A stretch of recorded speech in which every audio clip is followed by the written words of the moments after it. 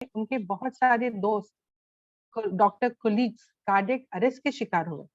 Doctor Desai बात कर रहे थे, डॉक्टर्स के बीच में वहां कोलैप्स हो गए, उनको कार्डियक अरेस्ट हुआ, लेकिन अनफॉर्चुनेटली उनको बचा ना पाए।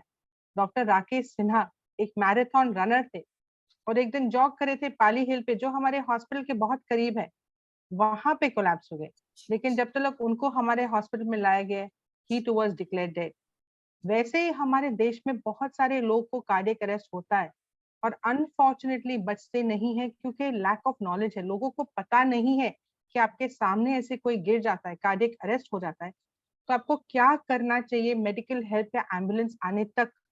तो इस वजह से प्रोजेक्ट स्टार्ट हुआ और जैसे डॉक्टर दिशा ने बोला, तब से अब तक हमने बहुत सारे लोग को ट्रेन किया है, जिसमें कॉलेज स्टूडेंट्स भी है और पुलिस, फायर फाइटर्स है, एवरीबडी है, और जैसे रेसिडेंशियल सोसाइटी मेंबर्स भी है, और इस वजह से बहुत सारे जानें भी बची है। सो हम बहुत खुश है ये आपके सामने ये सेशन लेने के लिए और ये नॉलेज स्प्रेड करने के लिए। तो साथ स्टार्ट करते, आई कैन सी ऑलरेडी बहुत सारे एक दो क्वेश्चंस आए चैट बॉक्स में। ये बहुत अच्छी बात है कि आप लोग क्वेश्चंस डाल रहे हैं चैट बॉक्स में। प्लीज चैट बॉक्स में डालते जाइए questions. End of the session हम सारे जो आपके मन में सवाल है उसके जवाब हम देने वाले हैं, और एंड ऑफ द सेशन आप हैंड भी रेज कर सकते हैं और आपको हम मौका देंगे आपके सवाल पूछने के लिए भी। तो ये जो आज का टॉपिक है सडन कार्डियक अरेस्ट, ये बहुत कम हमने सुना है, लेकिन हार्ट अटैक बहुत कॉमनली यूज होता है। तो पहली चीज जो आज हमको समझनी है वो है कि हार्ट अटैक और कार्डियक अरेस्ट दो अलग अलग चीज है। तो हार्ट अटैक पे चलते हैं। हार्ट अटैक जब होता है जब हमारी दिल की नसें ब्लॉक हो जाती है।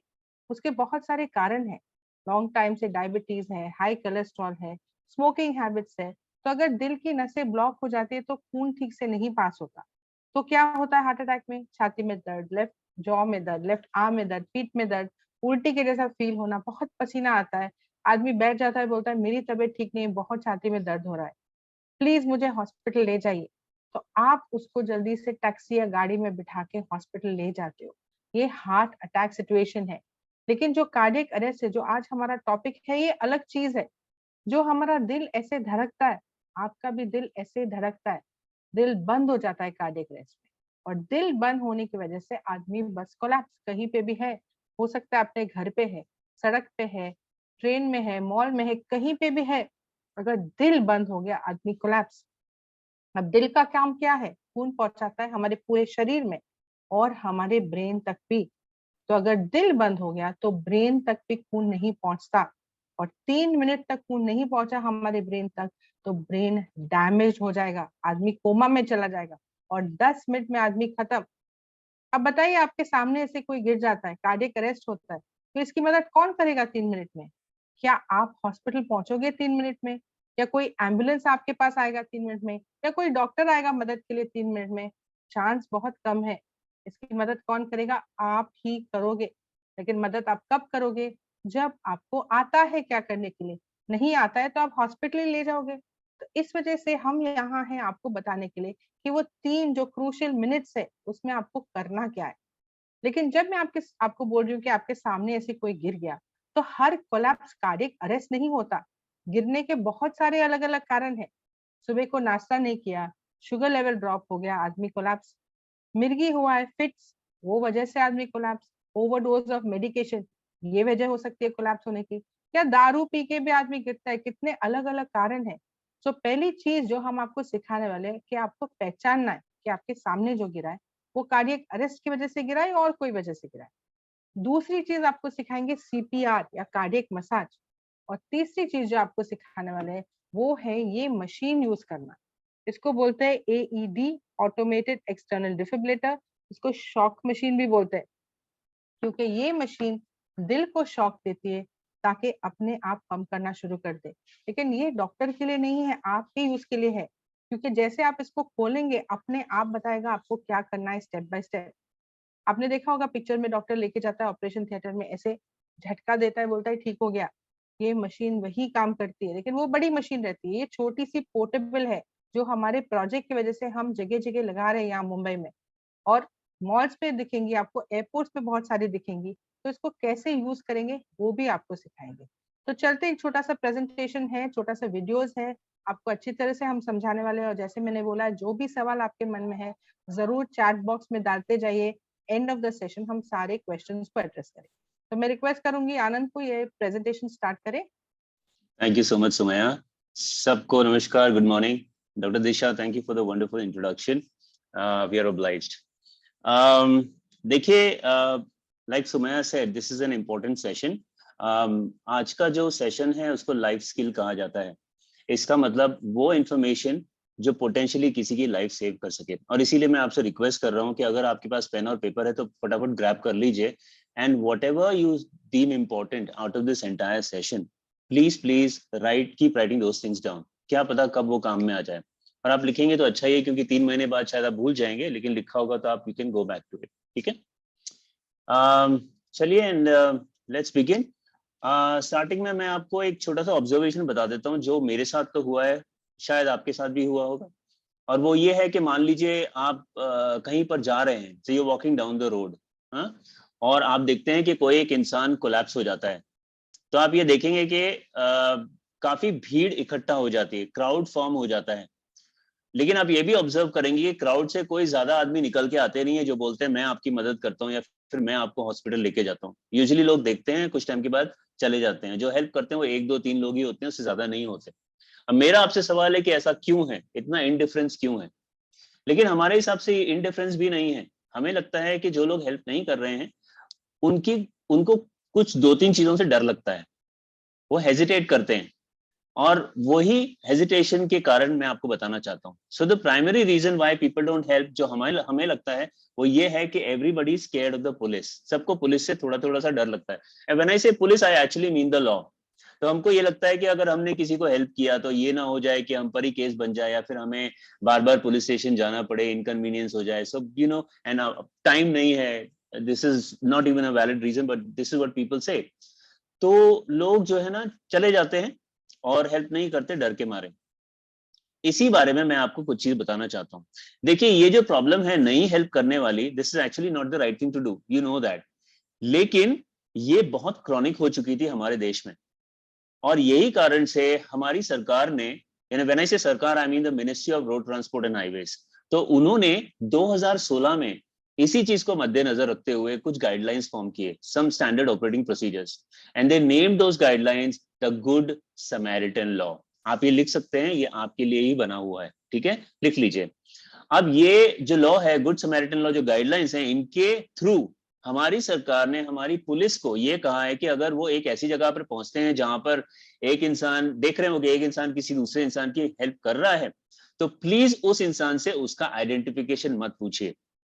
है ना, पुलिस पहले यही करती है ना, आप कौन है, आपका नाम क्या है, किधर रहते हैं, आप डॉक्टर हैं क्या, क्यों हेल्प कर रहे हैं, etcetera. They shouldn't be asking these kind of questions to the person, और आप, you are within your right if you don't really want to answer those questions. Okay, the same thing has been advised to the hospitals, कि अगर आप मान लीजिए एक इंसान को हॉस्पिटल लेके जाते हैं तो हमें क्या डर लगता है, हमें बहुत ज्यादा इनकन्वीनियंस होगी, बहुत ज्यादा टाइम तक हमको बिठाएंगे, ऊपर से हमसे पैसे भी लेंगे उसको एडमिट करने के, हमें ये लगता है। लेकिन ये गाइडलाइन के द्वारा हॉस्पिटल्स को ये बोला गया है कि अगर कोई एक इंसान, इंजर्ड इंसान को लेके आता है, तो उससे आप उसका आइडेंटिफिकेशन भी नहीं पूछेंगे और उससे एडमिटेंस फी भी नहीं लेंगे, राइट। सो प्लीज आप ये समझ जाइए, नेक्स्ट टाइम वाकई में कोई है आपके सामने जिसको मदद की जरूरत है, प्लीज उसकी मदद करिए। आपको कुछ नहीं होने वाला, लॉ आपके साथ है, पुलिस आपके साथ है। And the other thing is this, आप मुंबई में हैं, आप कांदिवली में हैं, देखिए, इट्स वेरी फॉर्चुनेट मुंबई वासियों के लिए एटलीस्ट, हमने एक्सटेंसिवली मुंबई पुलिस के साथ ये सेशंस किए हैं, और हमने मुंबई पुलिस को बताया है कि अगर ऐसा होता है तो आप कुछ नहीं करेंगे, उनको आप तंग नहीं करेंगे, whatever. So some of the cops knew about it, and the new ones who did not know, they came to know about it. तो पॉसिबिलिटी ये बन जाती है कि अगर वाकई में हादसा होता है तो पुलिस आपको कुछ नहीं करेगी, इनफैक्ट आपकी मदद ही करेगी। ओके, दूसरा कारण लोग मदद नहीं करते, वो इसलिए बिकॉज उनको पता ही नहीं है कि करना क्या है। करेक्ट, आज की तारीख में एक आदमी फेंट भी हो जाए तो हमें नहीं पता क्या करना चाहिए, तो कार्डियक अरेस्ट तो दूर की बात है। तो हम आपको इसके बारे में जरूर बताएंगे क्या करना है exactly. And the third reason is कोविड-19। देखिए, कोविड-19 का सेशन नहीं है ये, लेकिन इतना सा बता देता हूं आपको कि हमको अब ये नहीं देखना है कि कोविड-19 कितना है कितना नहीं है प्रेवेलेंट, हमको सिर्फ कॉशियस रहना है। मीनिंग, अगर आप किसी की हेल्प करते हैं जो स्ट्रेंजर हो, सड़क पे हो, तो आपके मुंह पे मास्क होना चाहिए, and the person you trying to help उसके फेस पे मास्क नहीं है, और अगर आपके पास मान लीजिए हैंडकरचिफ है या दुपट्टा है तो आप मुंह को कवर कर लीजिए, उसके बाद उनकी हेल्प करिए। Let's be cautious. Okay, alright Wilma, next. Okay, आप ये स्लाइड देखेंगे, इसमें एक फोटोग्राफ है जहां पे वो सेम सिनेरियो पैन आउट हो रहा है जो मैंने अभी भी आपको बताया था कि क्राउड आ जाता है and then nobody is trying to help the person, सिर्फ देखते हैं और कुछ करते नहीं है। करेक्ट है। अब ये आदमी अपेरेंटली अनकॉन्शियस या लाइफलेस है। Okay, we don't know. अब होता यह है कि क्राउड ऐसा जब फॉर्म हो जाता है तो उनमें से कोई एक इंसान होता है जो एम्बुलेंस को बुला लेता है, और कोई एक ऐसा इंसान होता है जो पुलिस को बुलाता है, which both the things are the right things to do। लेकिन एम्बुलेंस को बुलाने के बाद भी we don't really help। Why? Because we don't know how to help, we don't know what's happening to the person, so we don't even want to touch the person। Correct है। अब यहाँ पे मैं आपको एक चीज बताना चाहता हूँ, अगर वो इंसान नॉर्मल कोलैप्स की जगह सडन कार्डियक अरेस्ट की वजह से कोलैप्स हुआ हो, तो उस समय आपने भले ही एम्बुलेंस को क्यों ना बुला लिया हो, मान लीजिए आप ही हैं क्राउड का एक हिस्सा जिन्होंने एम्बुलेंस को बुलाया है, तो भले ही आपने एम्बुलेंस को क्यों ना बुला लिया हो, इट्स एक्सट्रीमली इंपॉर्टेंट कि आप उसकी हेल्प करो before the arrival of the ambulance. आपको करना ही होगा। ऐसा मैं क्यों बोल रहा हूँ? वो इसलिए क्योंकि उस इंसान के पास टाइम नहीं होगा। उसके पास कितना टाइम होगा? Only 3 minutes. 3 मिनट में उसका ब्रेन डैमेज होगा, इन अ फ्यू सेकेंड्स वो कोमा में जाएगा, 10 मिनट में आदमी नहीं रहेगा। और आपको पता है कभी कभी एम्बुलेंस को आने में देरी हो जाती है फॉर कंडीशंस लाइक ट्रैफिक। तो अगर ट्रैफिक बहुत ज्यादा है मान लीजिए, और कोशिश कर रही है एम्बुलेंस आने की लेकिन नहीं आ पा रही है, तब तक अगर एम्बुलेंस आई 10 मिनट के बाद, by the time 3-4 minute already गुजर चुके हैं, the person is already gone into coma. अगर रिवाइव भी हो जाता है तो पॉसिबिलिटी होती है कि he may be in coma for the next few years of his life। So nobody wants that situation to happen। इसीलिए आपको हेल्प करना है। कैसे, लेकिन कैसे हेल्प करना है हम आपको बताते हैं। Okay, alright, Wilma, next. Okay, slide में आप 3 लोग देख रहे होंगे, क्रिश्चियन एरिक्सन, रीमा लागू जी, डॉक्टर कलाम साहब। आई एम श्योर आपने इनको पहचान लिया होगा। क्रिश्चियन एरिक्सन को अगर आपने नहीं पहचाना तो ये डेनमार्क के सिटीजन हैं, ये प्रोफेशनल फुटबॉलर हैं। और रीमा लागू जी ऑफ कोर्स आपने इनको मूवीज में देखा होगा, और कलाम साहब ऑफ कोर्स हमारे पूर्व राष्ट्रपति थे, former president of the country. आप देखिए तीनों को ही सडन कार्डियक अरेस्ट हुआ था, लेकिन अनफॉर्चुनेटली रीमा लागू जी और कलाम साहब आज हमारे बीच में नहीं है क्योंकि वो बच नहीं पाए। लेकिन the luckiest among the three is Christian Eriksen. इनको कार्डियक अरेस्ट लास्ट ईयर हुआ था, और फॉर्चुनेटली पैरामेडिक्स और हेल्थ केयर प्रोफेशनल्स वहीं पे थे, डॉक्टर्स थे, तो उन्होंने इनको बचा लिया। अब उन्होंने क्या किया था बचाने के लिए, वही हम आज आपको बताने वाले हैं, so that even you would be able to save somebody's life। Okay, लेकिन मेरे को आपको इन तीनों को दिखाने का एक पॉइंट भी है, और वो पॉइंट मैं आपको बताऊं उससे पहले मैं चाहता हूं कि आप इनकी उम्र पे गौर करें। अगर आप क्रिश्चियन एरिक्सन को देखेंगे तो थोड़े से यंग हैं, रीमा लागू जी उम्र में उनसे थोड़ी सी बड़ी हैं, और कलाम साहब उनसे ज्यादा बड़े हैं, eldest among the three. Correct है। अब मेरा पॉइंट आपको बताने का ये है कि सडन कार्डियक अरेस्ट एक ऐसी चीज है जो कभी भी किसी के साथ भी हो सकता है, without regarding of age. It's age regardless, इसमें उम्र का कोई भी लेना देना नहीं होता है। आप ये मत सोचिएगा ये उसी को होगा जिसको बहुत ऑलरेडी प्रॉब्लम्स हैं, या फिर जो 70-80 क्रॉस कर गया है, नहीं, ये बच्चों तक को हो जाता है। Okay, so the point is everybody needs to know how to help. And ये सिर्फ उम्र की बात नहीं है, it's also regardless fitness levels, and it's regardless age. यानी कि एक आदमी जो बहुत फिट है, रोज जॉगिंग पे जाता है और वर्कआउट करता है, उसको भी हो सकता है, और एक आदमी को हो सकता है, एक औरत को हो सकता है, एक थर्ड जेंडर को भी हो सकता है, क्योंकि दिल सबके पास होता है ना। So we need to know how to help, we coming to that. Okay, alright, film next. देखिए ये बहुत ही इंपॉर्टेंट स्लाइड है, इस पे बहुत बहुत गौर करिएगा। ओके, ये है differentiation between heart attack and cardiac arrest. अब देखिए आमतौर पे लोगों को ये लगता है कि हार्ट अटैक और कार्डियक अरेस्ट ये दो अलग अलग चीजें होती हैं, शायद आपको भी अभी ये लगता होगा, लेकिन मैं आपको ये बता देता हूं कि हार्ट अटैक और कार्डियक अरेस्ट ये दो अलग अलग चीजें हैं। देखिए अभी फिलहाल हम आपको बता रहे हैं कि क्या है, अवेयरनेस क्या है, ठीक है, उसके बाद हम आपको बताएंगे करना क्या चाहिए। So these two are very different things, ये एक दूसरे की सिनोनिम नहीं है, सो मैंने आपको ऑलरेडी इंट्रोडक्शन में बताया था। अब हम आपको डिफरेंशिएशन इसलिए भी बताना चाहते हैं क्योंकि दोनों को हेल्प करने के तरीके भी अलग हैं। तो ऐसा ना हो कि हो रहा है एक, आप मदद कर रहे हैं दूसरी तरीके से, which would actually be equal to no help, right? So let me tell you the difference। Heart attack से शुरुआत करता हूँ। देखिए हमारा दिल क्या है? हमारा दिल है एक muscle. Okay, it's a you have a lot of muscles in your body, your heart is one of them, ठीक है, it's a muscled organ basically। अब हमारे दिल का प्राइमरी काम क्या होता है? हमारे दिल का प्राइमरी काम होता है ब्लड पहुंचाना सब जगह, ये आपको पता है, करेक्ट है? अब ये ब्लड कैसे पहुंचता है सब जगह? वाया आर्टरीज, जिनको आप कॉमन कॉमन लैंग्वेज में नसें बोलते हैं, नसों से। So in medical terms it's known as arteries और रादर कोरोनरी आर्टरीज, ठीक है? अब हार्ट अटैक जो होता है, उनकी प्रॉब्लम, उनकी जो जड़ है इन आर्टरीज के अंदर होती है और उनको बोला जाता है ब्लॉकेजेस। ओके, अब ब्लॉकेज क्या करते हैं? ब्लॉकेज जो सप्लाई ऑफ ब्लड है उसको रोकते हैं। तो जितना बड़ा ब्लॉकेज होगा उतना ज्यादा ब्लड रुकेगा। And at one point of time blockage इतना बड़ा हो जाता है या रप्चर हो जाता है, क्लॉट फॉर्म हो जाता है इतना बड़ा कि पूरे ब्लड के फ्लो को ही रोक देता है। इसका मतलब 100%, जैसे आपने सुना होगा ना, डॉक्टर्स को बोलते हैं इसको 60% ब्लॉकेज है, 80%, that is what they are talking about. कभी कभी 100% भी हो जाता है, which means no blood is going anywhere. Heart में भी नहीं, बॉडी में भी नहीं जा रहा है और हार्ट में भी नहीं जा रहा है। अब अगर हार्ट में नहीं जाता है ब्लड तो क्या होता है? हार्ट के जो टिश्यूज हैं, मसल्स हैं, वो बहुत बुरी तरीके से डैमेज हो जाते हैं और मर जाते हैं, और इसी चीज को कहा जाता है हार्ट अटैक। अगर आपको ये टेक्निकल लगा तो don't worry, I had to explain it to you. लेकिन मैं अब आपको ये बता देता हूँ कि आप कैसे पहचानोगे कि एक इंसान को हार्ट अटैक हो रहा है, ताकि आप उसको मदद कर सको, ठीक है? In very easy terms. देखिए, हम कोई भी मेडिकल टर्म्स यूज नहीं कर रहे ताकि आपको प्रॉब्लम ना हो, ठीक है?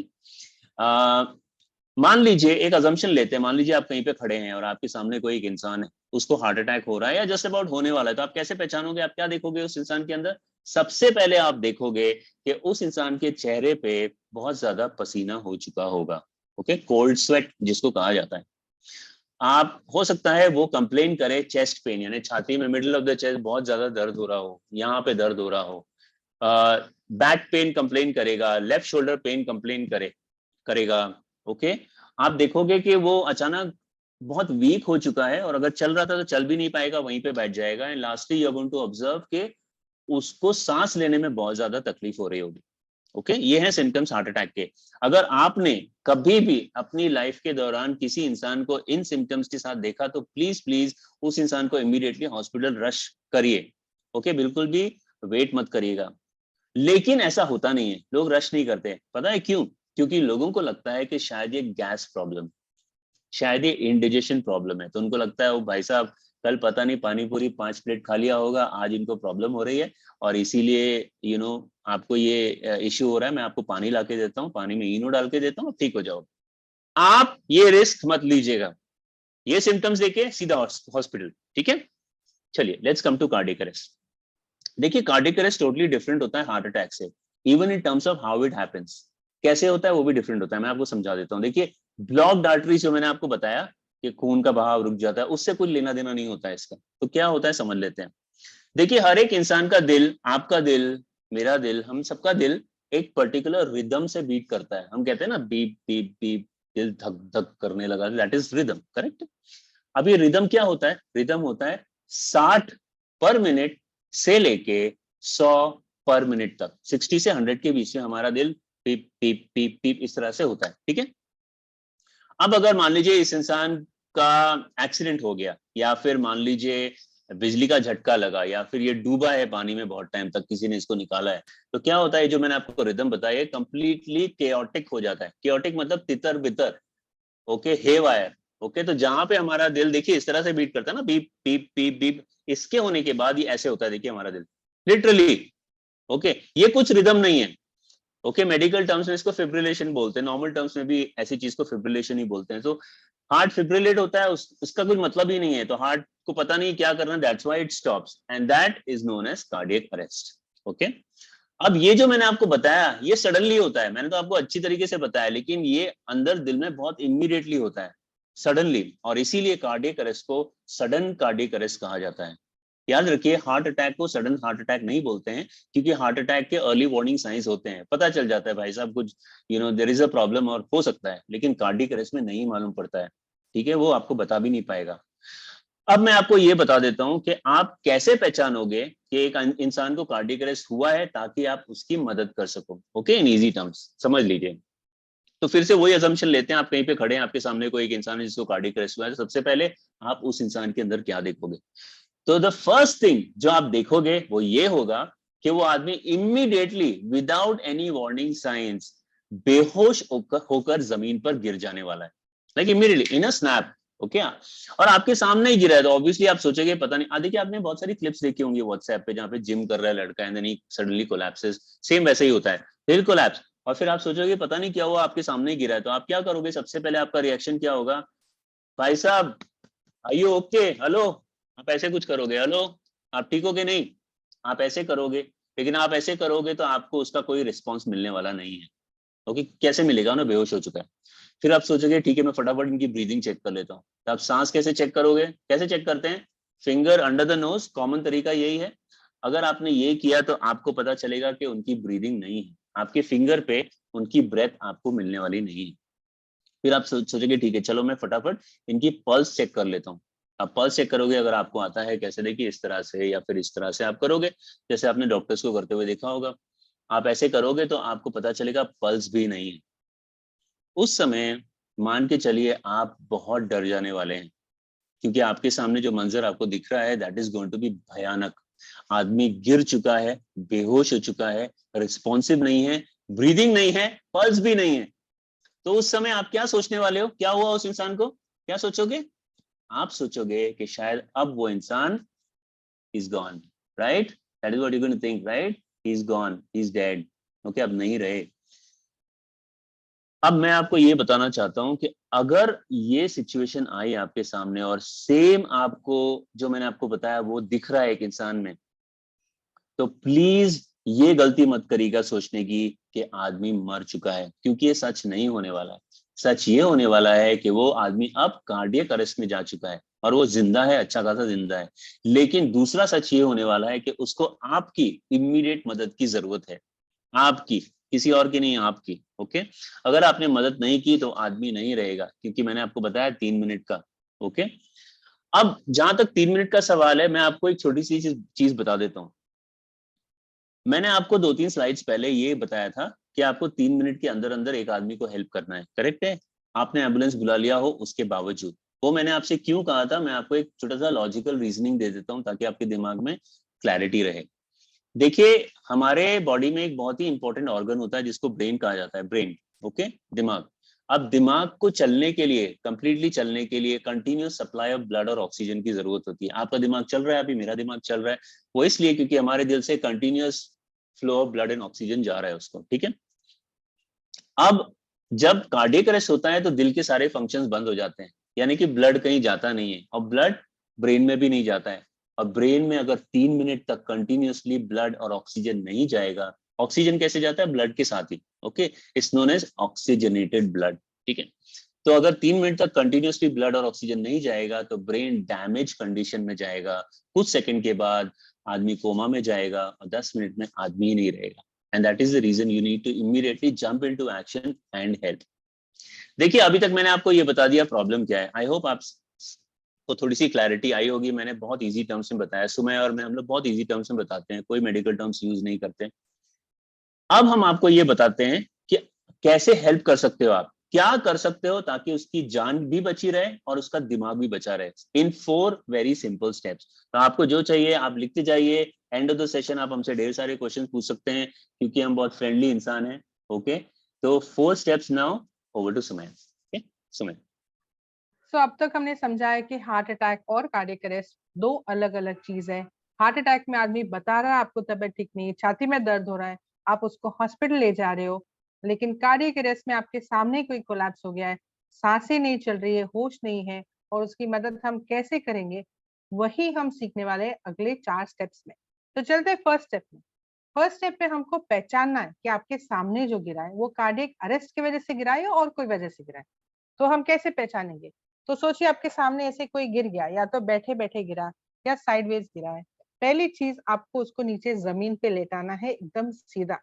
जमीन पे लेटाने के बाद आपको उसके दोनों कंधों पे थोड़ा जोर से मार के पूछना है कि हेलो आप ठीक हो कि नहीं, ऐसे हेलो हेलो, क्या आप ठीक हो, क्या आप ठीक हो भाई साहब। आप देख सकते हो ऐसे आनंद और मुझे, हेलो क्या आप ठीक हो।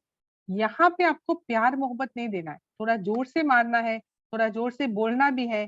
Sense of touch, sense of sound, दोनों तरफ से हम चेक करें कि ये आदमी होश में है कि नहीं।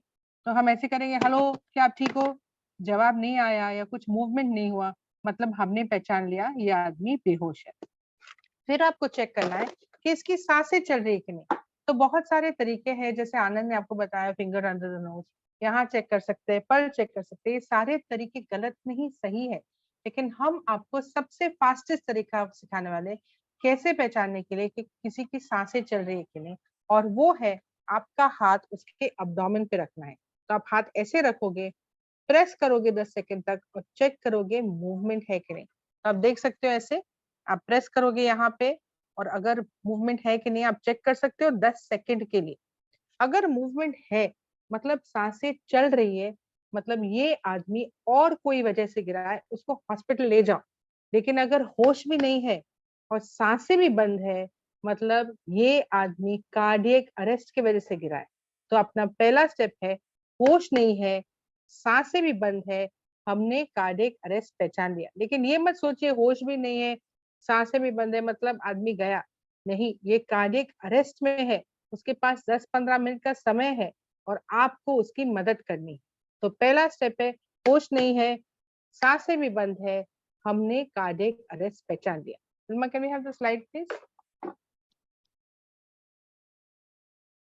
तो जैसे आपको दिख रहा है यहाँ स्क्रीन पे, आदमी को हमने लेटा दिया, होश नहीं है, सांसें भी बंद है, इसका मतलब है ये आदमी कार्डियक अरेस्ट की वजह से गिरा है। ये हमारा पहला स्टेप है, हमने पहचान लिया कार्डियक अरेस्ट। अब हम चलते हैं दूसरे स्टेप में। सेकंड स्टेप में आपको बुलाना है मेडिकल हेल्प। आप डॉक्टर नहीं हो, और अगर आप डॉक्टर हो भी तो ये कोलैप्स हॉस्पिटल के अंदर तो हुआ नहीं है, सड़क पे हुआ है या किसी के घर पे हुआ है या मॉल में हुआ है, तो आपको मेडिकल हेल्प और एम्बुलेंस की जरूरत पड़ेगी। तो मेक श्योर आज ही आप सब आपके फोन में इमरजेंसी नंबर सेव करें। मतलब जो हॉस्पिटल्स आपके आसपास है, जहां आप रहते हो, वहां के आसपास के हॉस्पिटल्स, जहां पे आप अगर काम पे जा रहे हो वहां के आसपास के हॉस्पिटल्स के नंबर्स आज ही आप अपने फोन में जरूर सेव कीजिए। याद रखिए, इमरजेंसी कभी भी किसी वक्त हो सकता है, और वो टाइम पे आप सोचोगे आई विश मैंने नंबर सेव किया होता तो आज मेरा समय बचा। तो आज ही इमरजेंसी नंबर सेव कीजिए आपके फोन में। और एक और नंबर है 108, ये नंबर भी जरूर सेव कीजिए, यहाँ मुंबई में चलती है। आई नो जगह जगह से लोग ज्वाइन किए हैं, बट ये नंबर 108 है, इंडिया में काफी सिटीज में है, तो ये नंबर भी जरूर सेव कीजिए आपके फोन में। ये गवर्नमेंट सर्विस नंबर है जो डायरेक्टली आप अपने फोन से डायल कर सकते हो। तो हॉस्पिटल नंबर्स और 108 दोनों नंबर सेव कीजिए आपके फोन में। कभी कोई नंबर लगा नहीं या किसी ने उठाया नहीं, आपके पास ऑल्टरनेटिव नंबर है। अब जब आप कॉल करोगे एम्बुलेंस के लिए, याद रखिए बहुत पैनिक सिचुएशन है, आदमी गिरा है, आवाजें हो रही है, केओस है, तभी आप शायद कॉल करोगे, बोलेगे जल्दी से एम्बुलेंस भेजो।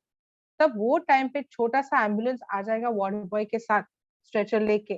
लेकिन ये सिचुएशन में जब आप कॉल करोगे आपको कार्डियक एम्बुलेंस बुलाना है, क्योंकि हर कार्डियक एम्बुलेंस में डॉक्टर भी रहता है और ये वाली मशीन भी रहती है। तो जरूरी है जब आप कॉल करें कार्डियक एम्बुलेंस ही बुलाएं।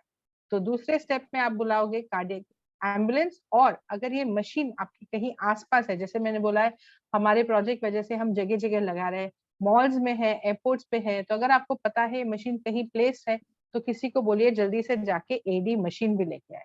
तो दूसरे स्टेप में आप बुलाओगे कार्डियक एम्बुलेंस और ये मशीन अगर आपके कहीं आसपास है। Anand, you want to add here about 108? या just add one little thing. देखिए सुमैया ने आपको बताया 108 के बारे में, which this is a number जो आपके फोन में होना ही चाहिए। ओके, तो इस सेशन के बाद अगर आपके फोन में नहीं है, चेक कर लीजिएगा सेशन के बाद और आप इसको ऐड कर लीजिएगा, ठीक है। लेकिन मैं आपको इसके बारे में ये बताना चाहता हूँ, and I am really happy doctor Disha, आज बहुत मतलब आपने जब बताया कि इंडिया के बहुत सारे लोग कहाँ कहाँ से जुड़े हैं, I am telling you, like inside my heart I am like really happy, क्योंकि सबको सीखने का मौका मिलता है। Thank you so very much for that. और यही कारण से मैं ये भी बताना चाहता हूँ सबको यहाँ पे कि 108 सिर्फ एक स्टेट की बात नहीं है, ये नंबर हमारे देश के 18 स्टेट्स में प्रेवलेंट है, ठीक है, ऑपरेशनल है। तो अगर आपके स्टेट में है ये, तो आप चेक कर सकते हैं, गूगल कर सकते हैं। और मान लीजिए हादसा होता है और ऐसी जगह पे है जहाँ पे आप आउट ऑफ स्टेट गए हैं, वहां पे ये हादसा आपने आपके सामने देखा है and you don't know whether that state has 108, आप फटाफट गूगल कर सकते हैं, and if it is, make sure you call 108 so that you know that person gets help immediately, ठीक है। ओके सुमन। सो हमारे दो स्टेप हो गए, हमने कार्डियक अरेस्ट पहचान लिया और हमने कार्डियक एम्बुलेंस भी बुला लिया। अब हम चलते हैं तीसरे स्टेप में। तीसरे स्टेप में हम सीखने वाले सीपीआर। तो पहले तो हम देखेंगे कि देना कहाँ है बॉडी पे। तो अगर आपको ये मैनिक्विन दिख रहा है कि इमेजिनरी क्रॉस सोचिए बॉडी के ऊपर, दो निपल के बीच में जो सेंटर पॉइंट है, यहाँ पे आप देंगे चेस्ट कंप्रेशन या सीपीआर। तो आपका बॉडी फील कर सकते हैं, आप ऊपर से एक हार्ड स्टर्नम है, फिर एक सॉफ्ट पोर्शन आ जाता है, तो इसको लोअर स्टर्नम बोलते हैं। यहीं पे आपको देना है चेस्ट कंप्रेशन दो निपल के बीच में। याद रखिए पॉइंट यही है, अगर आदमी है या औरत है पॉइंट यही रहेगा। अब हम आपको हैंड पोजीशन दिखा रहे हैं, तो हम चाहते हैं कि भले आप सबके वीडियोस ऑफ है, फिर भी आप हमारे साथ ये जरूर कीजिए ताकि आपको समझ में आ जाए कि हैंड पोजीशन आपको कैसे रखना। तो जो भी आपका डोमिनेंट हैंड वो आप सीधा रखोगे, राइट की हो तो राइट हैंड, लेफ्ट की हो तो लेफ्ट हैंड। सब करिए हमारे साथ, चलिए। ऐसे स्ट्रेट होना चाहिए, एल्बो स्ट्रेट होना चाहिए, हाथ एकदम stretched out. Thank you doctor Disha for doing this with us. Fingers आप ओपन करेंगे और ऊपर से आप इंटरक्लॉक करेंगे ऐसे, तो आपके दोनों हैंड स्ट्रेच्ड आउट है, दोनों एल्बो स्ट्रेट है और आपका पोजीशन ऐसे ही होना चाहिए, right? Okay, thank you doctor Disha. इसको बोलते हैं हील ऑफ द पाम। ये हील ऑफ द पाम ये सेंटर पॉइंट में आएगा, जो दो निपल के बीच में सेंटर पॉइंट ऐसे आएगा। और कैसे करना है चेस्ट कंप्रेशन आपको छोटा सा हम वीडियो दिखाते हैं, उसके बाद उसको और भी एक्सप्लेन करेंगे। यस गंधा। तो जैसे आपको दिख रहा है यहाँ स्क्रीन पे, आदमी को हमने लेटा दिया, heel of the palm, centre of the chest, hands ऐसे इंटरलॉक्ड है जैसे आपने अभी किया हमारे साथ, और एल्बो स्ट्रेट है और वो रेडी है कंप्रेशन करने के लिए। ये कंप्रेशन आपको करना है या तो लेफ्ट हैंड साइड से या तो राइट हैंड साइड से। सर की तरफ से नहीं करेंगे आप, पैर के ऊपर बैठ के नहीं करेंगे। तो अब देखते हैं सीपीआर कैसे करते हैं। First, get into position. Place the heel of one hand on the center of the chest. Put the heel of your other hand on top of the first. Follow along with the drum beat. Let's begin. Push straight down, hard. Push down at least 2 inches. Push at the rate of 100 to 120 compressions per minute. After each compression, let the chest come back up to its normal position. Keep your compressions going until the drum beat stops.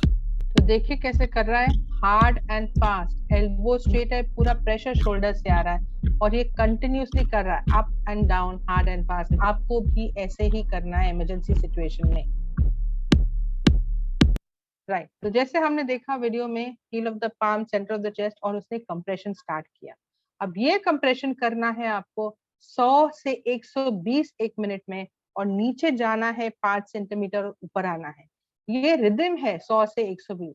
लेकिन ये rhythm क्यों है? क्योंकि हमारा दिल भी ऐसे धड़कता है, 1 2 3 4, वही रिदम से हमको कंप्रेशन करने हैं, 1 2 3 4। तो एक्चुअली हम कर क्या रहे, उसका दिल बंद हो चुका है, और दिल बंद होने की वजह से खून उसके पूरे शरीर में नहीं जा रहा है और ब्रेन तक भी नहीं जा रहा है, और खून ब्रेन तक नहीं पहुंचा 3 मिनट में तो ब्रेन डैमेज हो जाएगा, आदमी कोमा में चला जाएगा, 10 मिनट में आदमी खत्म। ये हम नहीं चाहते। तो ये जो हमारा हील ऑफ द पाम है, ये उसका दिल बन जाता है। तो जैसे हमने हाथ रख दिया कंप्रेस करके, जब हम ऊपर आते हैं, इसको रिकॉइल बोलते हैं, हर बार आप ऐसे करते हो तो ब्लड उसके दिल से उसके ब्रेन तक पहुंचता है, ताकि ब्रेन जिंदा रहे और आदमी भी जिंदा रहे। देखिए कितनी जरूरी चीज है ये। हर बार आप कंप्रेस करके छोड़ते हो, कंप्रेस करके छोड़ते हो, little amount of blood is reaching his brain, but this is not easy. ये आसान नहीं है करना, क्योंकि आदमी घुटनों पे है, पूरा प्रेशर शोल्डर से आ रहा है। जितने भी आप फिट हो, थोड़ा कंप्रेशन के बाद आप थक जाओगे, और थके हो तो आप ठीक से कंप्रेशन नहीं करोगे, बट करना तो जरूरी है। तो क्या करें ऐसे सिचुएशन में? तो एक चीज अच्छी है हमारी कंट्री में, अगर कोई कोलैप्स हो गया, 10-20 लोग आके खड़े हो जाएंगे, फ्री के एडवाइस, जूता सुंघाओ, पानी पिलाओ, प्याज लगाओ। हमको बोला है नहीं, ये हमने सबने एक्सपीरियंस किया है। आपको बोला है नहीं, मैंने सीखा है।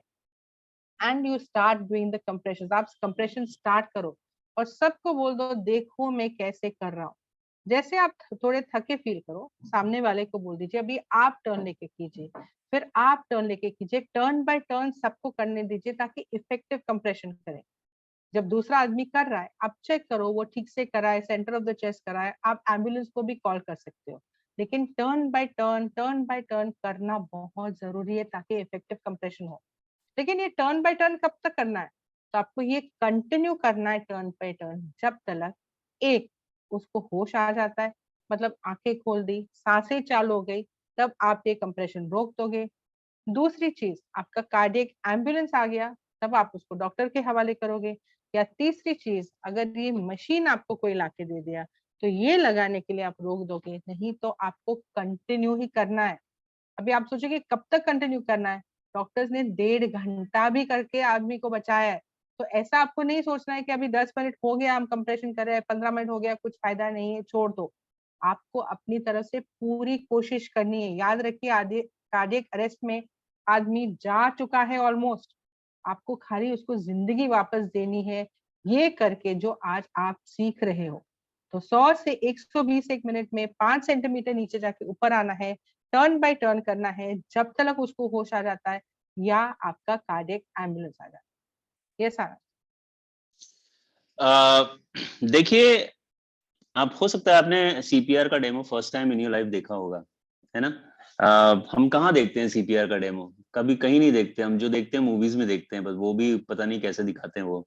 आई tell you about that also. देखिए, एक सीपीआर का डेमो कंप्यूटर में देखना और असली लाइफ में जब होता है तब डील करना, ये दोनों अलग अलग चीजें होती हैं, राइट। डॉक्टर देशा, you laughing, you smiling, you know that, right. देखिए, उस समय क्या होता है जब रियल लाइफ सिचुएशन में जो बड़े बड़े दिग्गज होते हैं ना, जो डॉक्टर्स हैं, वो भी कभी कभी हेजिटेट हो जाते हैं, not because they don't know it but because of the circumstances. 100 लोग खड़े हुए हैं एंड देन केओटिक कंडीशन है, सर्कमस्टेंसेस सही नहीं है, so lot of conditions, okay. अब मैं आपको 2 स्ट्रॉन्ग रीजन बताना चाहता हूं कि अगर आप ऐसी सिचुएशन में हैं जहां पे आपको पता है कार्डियक अरेस्ट हो चुका है, एक इंसान को आपके सामने लेटा हुआ है और कोलैप्स हो गया रादर, एंड 100 लोग हैं, तो आपको सीपीआर करना ही करना है और आप हेजिटेट ना करें। इसलिए मैं आपको 2 स्ट्रॉन्ग पॉइंट्स बताना चाहता हूं, ओके। पहला स्ट्रॉन्ग पॉइंट ये है कि ध्यान रखिए आपको क्या नहीं करना है। जो लोग बोलते हैं वो नहीं करना है आपको। जो सुमैया ने बोला कि लोग बोलते हैं, वो तो बिल्कुल भी नहीं करना है। व्हाट इज प्याज लगाओ, ओके। तो आपको उसको पानी नहीं पिलाना है, ध्यान रखिएगा, नो वाटर, ओके। आप उसके मुंह में कोई भी फूड आइटम नहीं रख सकते, सोच के खा लेगा तो ठीक हो जाएगा। And if you happen to know the person, आप ये सोचोगे नहीं नहीं इसको मेडिसिन की जरूरत है, मेडिसिन रख दोगे तो ठीक हो जाएगा, not going to happen, okay. और आप डॉक्टर नहीं हो तो आप कोई भी मेडिसिन आप उसके अंदर इंजेक्ट नहीं कर सकते हो। मान लीजिए आप डॉक्टर हैं भी, तभी भी ये जरूरी नहीं है कि उस समय आपके मेडिकल टूल्स आपके साथ हो, सिरिंजेस आपके साथ हो, वो दवाई आपके साथ हो। तो आपके पास फिर क्या तरीका बचता है उस इंसान को बचाने का? एक ही तरीका बचता है जिसको कहते हैं सीपीआर। अगर आपको बचाना है, आपको उसको सीपीआर करना ही है विदाउट एनी हेजिटेशन, लोग चाहे कुछ भी बोलें, okay. But be sure it is a cardiac arrest. मैं आपको बताता हूँ कैसे चेक करते हैं वो भी। दूसरा स्ट्रॉन्ग रीजन ये है, रादर स्ट्रॉन्ग पॉइंट ये है कि सीपीआर करना डिफिकल्ट है ही नहीं, मुश्किल नहीं है। आप सोचते पता नहीं मैं कर सकूंगा कि नहीं, मैं कर सकूंगी कि नहीं। आई एम टेलिंग यू, आप कर सकोगे, ट्रस्ट मी ऑन दिस। क्योंकि हमने उन इंसान को देखा है करते हुए जिनका मेडिकल लाइन से कोई लेना देना नहीं है। उन्होंने सिर्फ ऐसे जो हमारे वर्कशॉप्स हैं वो देखे और जान बचाई है, लिटरली जान बचाई है, ओके। तो अगर वो कर सकते हैं तो आप क्यों नहीं कर सकते? आप कोशिश जरूर करिएगा, इंसान की जान जरूर बचाइएगा। और आपको ऑलरेडी गाइडलाइंस पता है गवर्नमेंट की, आपको कुछ भी नहीं होने वाला है, ओके। आपको डरने की कोई भी जरूरत नहीं है। 2-3 चीजें आपको और बता देता हूँ सीपीआर के बारे में। देखिए, सीपीआर का फुल फॉर्म होता है cardiac pulmonary resuscitation, okay. Cardiac मतलब होता है कार्डियोवैस्कुलर, आपके दिल की बात है, ओके। पल्मोनरी का मतलब होता है लंग्स या something to do with the lungs, और रिससिटेशन का मतलब होता है रिवाइवल। तो आप ये कंप्रेशन करके रिवाइव करने की कोशिश कर रहे हो, इसलिए उसको सीपीआर कहा जाता है, ठीक है। अब देखिए, जैसे मैंने आपको पहले कहा था, हमने सीपीआर का डेमो कहाँ देखा? हमने सिर्फ मूवीज में देखा है, ठीक है। अब मैं आप और मूवीज में क्या दिखाते हैं, यूजुअली आपने ऑब्जर्व किया होगा कि जब भी सीपीआर करते हैं तो उसके साथ साथ मुंह से भी सांस देते हैं। एंड वो तो जरूर ही देते हैं, कुछ भी हो जाए, हीरो को हीरोइन को बचाना है तो मौत देगा। लेकिन मैं आपको ये बताना चाहता हूँ, एक क्लैरिटी देना चाहता हूँ कि आपको मुंह से सांस देने वाला जो प्रोसेस है वो नहीं करना है। You don't have to do it, okay, don't do it under normal circumstances, ठीक है। अब ऐसा नहीं है, जैसे मान लीजिए आपके सामने ही कोई आदमी कोलैप्स हुआ है, सड़क है, और या तो किसी ने आपको बताया अभी 1 मिनट ही हुआ है, that time you don't have to give it. Having said that, ऐसा नहीं है कि करते ही नहीं है, वो डिफरेंट सर्कमस्टेंसेस में करते हैं। क्या आदमी पानी में डूबा है बहुत टाइम तक, आपने उसको निकाला है, या फिर ड्रग ओवरडोज सिचुएशन है, पर्सन एस्थमेटिक है, etcetera etcetera. But normal circumstances में आपको करने की कोई भी जरूरत नहीं है। It would be like a miss use of time, okay. आपको लास्ट चीज बता देता हूँ, और ये मैं आपको बताने से अच्छा मैं आपको लिखवा देता हूँ। मैंने आपसे रिक्वेस्ट किया था पेन और पेपर अगर आपके पास हो तो रख लीजिएगा, अगर है तो प्लीज लिख लीजिए। मैं एक ही लाइन बताऊंगा आपको, लिख लीजिएगा। पहले इंग्लिश में बोलूंगा फिर हिंदी में, ठीक है? इंग्लिश में पहले, CPR is not done on a person who is breathing. Okay, CPR is not done on a person who is breathing. Hindi में CPR उन पर नहीं करते हैं जो सांस ले रहे होते हैं। CPR उन पर नहीं करते हैं जो सांस ले रहे होते हैं। इसका मतलब कोई भी रीजन से आदमी गिरा तो आप ये मत सोचिएगा oh my God cardiac arrest है, मेरे को CPR करना ही है वरना ये नहीं बचेगा। No no no, first you have to check the breath of that person. दो कंडीशंस मीट होनी चाहिए। देखिए, पहली कंडीशन है कि वो आदमी की सांस रुक गई होनी चाहिए, और सेकंड उसका रिस्पॉन्स नहीं होना चाहिए, यानी बेहोश होना चाहिए और सांस नहीं लेना चाहिए। अगर ये दो कंडीशंस मीट हो गई तो आपको पता होना चाहिए कि वो कार्डियक अरेस्ट अब हो चुका है, और आपको immediately without any hesitation CPR start कर देना है। क्लियर? ओके, सो मैं तो हमारे 3 स्टेप हो गए। हमने कार्डियक अरेस्ट पहचान लिया, हमने कार्डियक एम्बुलेंस को भी बुला लिया, और अब हमने हैंड्स ओनली CPR भी सीख लिया। अब हम चलते हैं हमारे 4th स्टेप में, जहां पे हम सीखेंगे AED मशीन कैसे यूज करते हैं। तो इसको बोलते हैं AED, ऑटोमेटेड एक्सटर्नल डिफिब्रिलेटर, इसको शॉक मशीन भी बोलते हैं। और ये मशीन अगर आपने कोई दूसरे शेप या कलर में देखा, प्लीज घबराइए नहीं, क्योंकि अलग अलग मैन्युफैक्चरर्स हैं, पर चलते सब एक जैसे। तो ये मशीन देखिए ऐसी दिखती है अंदर से। यहाँ पे एक पुल लीवर है, जैसे मैंने लीवर पुल किया अपने आप बताएगा आपको क्या करना है स्टेप बाय स्टेप। तो मैं ये पुल कर रही हूँ, अभी मैं इसको बंद कर रही हूँ आपको एक्सप्लेन करने के लिए, लेकिन आपने कभी ये मशीन यूज किया तो इसको हमेशा ऑन ही रखेंगे। तो जैसे मैंने खोला है, देखिए 2 स्टिकी पैड्स है, इलेक्ट्रोड्स है, हर एक पैड के ऊपर एक पिक्चर दिया है एरो के साथ, इसको कहाँ लगाना है बॉडी पे। तो ये बोल रहा है यहाँ पे on the right hand side collar bone के नीचे, और ये बोल रहा है यहाँ पे लेफ्ट हैंड साइड रिब्स के पास। तो जैसे पिक्चर में दिया है मैं वैसे ही इसको पील ऑफ करके लगा के आपको दिखाने वाला।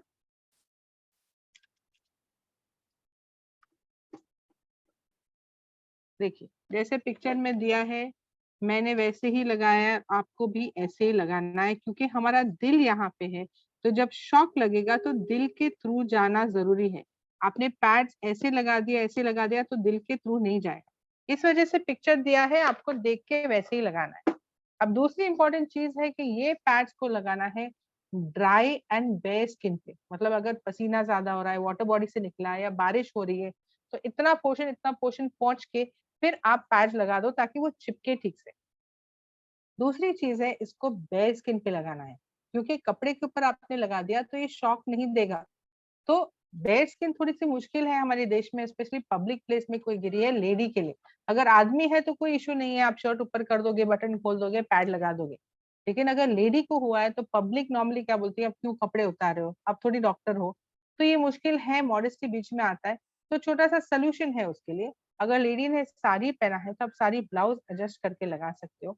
लेकिन अगर फुल सूट है, टाइट है, तो देखिए यहाँ पे कैंची है, आप एक कैंची निकाल सकते हो और यहाँ पे पोर्शन कपड़े का काट दीजिए, यहाँ पोर्शन कपड़े का काट दीजिए और पैड लगा दीजिए, ताकि मॉडेस्टी भी रहेगा और आप जान भी बचाओगे।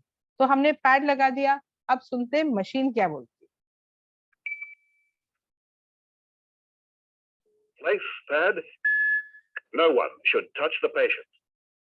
Analyzing. ये उसका दिल एनालाइज कर रहा है जिसके ऊपर आपने पैड लगा दिए।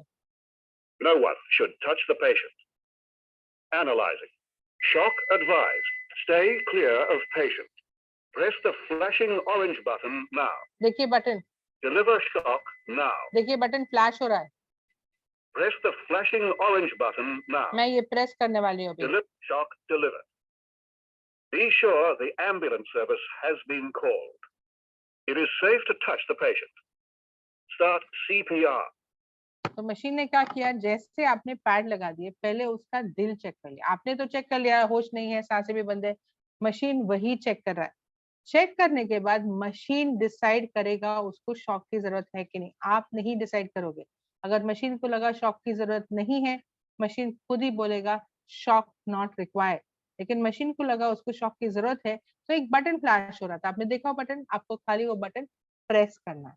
बट प्रेस करने के टाइम पे उसको झटका आएगा, शॉक लगेगा, वो टाइम पे आपको उसको छूना नहीं है।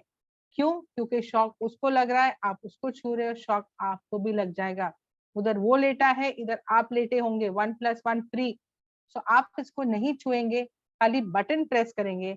बटन प्रेस करने के बाद, झटका आने के बाद मशीन बोलता है अभी आप उसको छू सकते हो और सीपीआर स्टार्ट करो। तो मशीन भी ऑन रहेगा, पैड भी लगे रहेंगे, आपको खाली सीपीआर करना है सेंटर ऑफ द चेस्ट, जैसे आपने प्रीवियस स्टेप में सीखा। 2 मिनट तक मशीन आपको अलाउ करती है सीपीआर करने के लिए, इस वजह से चुप है। तो आप सीपीआर करोगे 2 मिनट से, और 2 मिनट के बाद वो मशीन सेकंड साइकिल में जाएगी। दूसरी बार उसका दिल एनालाइज करके डिसाइड करेगी उसको दूसरा शॉक की जरूरत है कि नहीं, क्योंकि जरूरी नहीं कि एक शॉक में उसका दिल स्टार्ट हो जाए पंप करना। उसको शायद 2, 3, 5, 10 शॉक की जरूरत पड़ सकती है, लेकिन कितने शॉक देने हैं वो मशीन ही डिसाइड करेगा। आपको खाली प्रॉम्प्ट सुनने हैं और जो मशीन बोलता है आपको वही करना है। याद रखिए, मशीन आपके यूज के लिए बनाया गया है। अगर आपके सामने मशीन है तो डरिए नहीं, यूज कीजिए, वो यूज करके आप किसी की जान बचा सकते हैं। यस।